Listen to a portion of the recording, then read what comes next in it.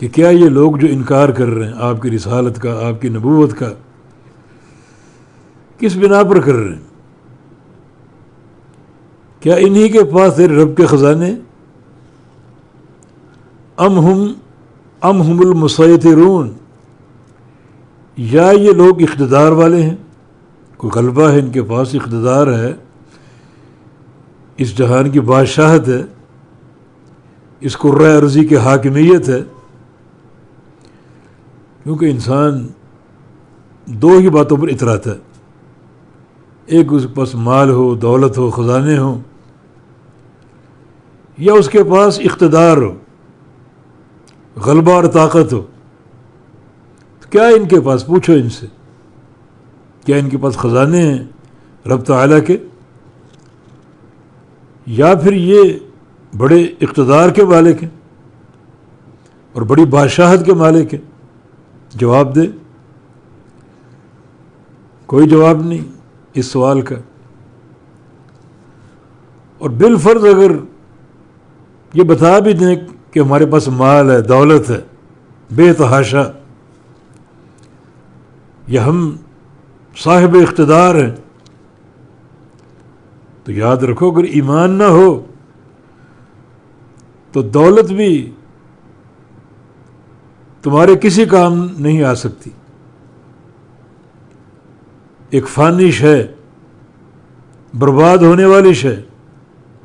اور اگر ایمان نہ ہو تو اقتدار اور حاکمیت سب عارضی شے ہیں جن کا کوئی فائدہ نہیں انسان کی فلاح میں اور انسان کی عاقبت کے لیے، بلکہ بادشاہتوں کی بادشاہتیں دنیا میں برباد ہوتی دیکھی گئیں۔ اللہ تعالیٰ نے 30ویں پارے میں 3 صورتیں بڑی ترتیب سے رکھیں۔ ایک سورہ عصر، بسم اللہ الرحمن الرحیم، والعصر ان الانسان لفی خسر الا الذین آمنوا، انسان خسارے میں ہے، اور خسارے سے بچا ہوا کون ہے؟ جو صاحب ایمان ہے۔ یہ چیز ہے جس میں انسان کی بقا ہے، انسان کی کامیابی ہے، اس کا صاحب ایمان ہونا، عمل صالح اختیار کرنا، یہ کامیابی کی اساس ہے۔ تم کیا سمجھتے ہو؟ مال کی کثرت، دولت کی کثرت، یا اقتدار، غلبہ، کرسی؟ تو آگے 2 صورتیں ان دونوں چیزوں کی حقیقت بیان کرتی۔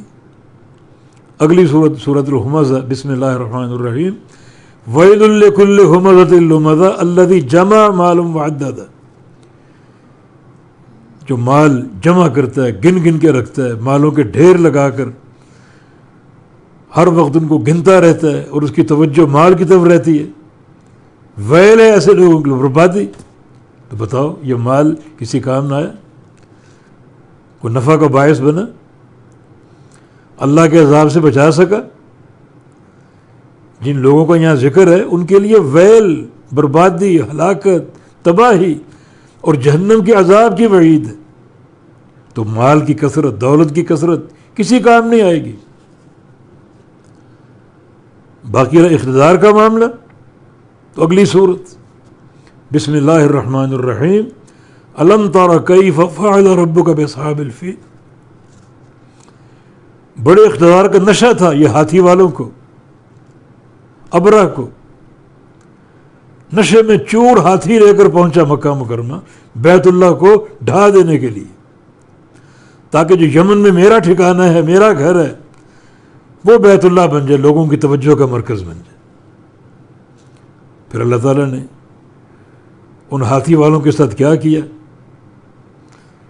کوئی بڑی طاقت استعمال نہیں کی، پرندے ابابیل، ان کی چونچوں میں جو کینکر چھوٹے چھوٹے آ سکتے ہیں وہ کینکر ان پر برسائے، اور وہ کینکر کیا تھے؟ ان میں ایٹم کی تاثیر پیدا کر دی، بم کی تاثیر پیدا کر دی، ہاتھی بلبلا کر تڑپ تڑپ کر ہلاک ہو گئے، ہاتھی والے بھی ہلاک ہو گئے۔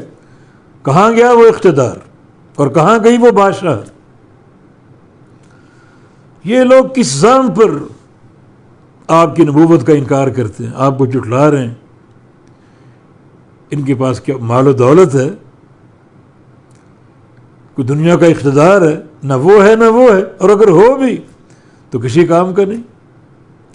بقا تو ایمان اور عمل صالح کے لیے، ان الانسان لفی خسر الا الذین آمنوا وعملوا الصالحات وتواصوا بالحق وتواصوا بالصبر۔